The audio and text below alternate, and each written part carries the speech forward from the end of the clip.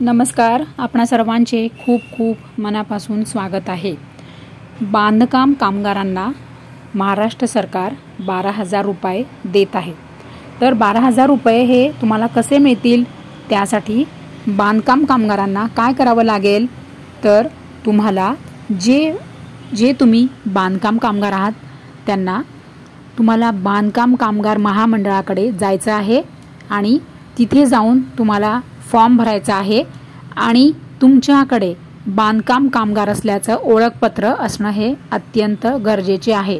तरच तुम्हाला हे महाराष्ट्र सरकारकडून 12,000 रुपये 60 वर्ष वय पूर्ण झाल्यानंतर तुम्हाला हे निवृत्ती वेतन हे तुम्हाला सरकार दरवर्षी 12,000 रुपये सरकारकडून मिळणार आहे।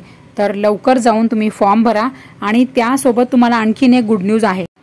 तर 30 भांड्यांचा संच तुम्हाला मिळत आहे।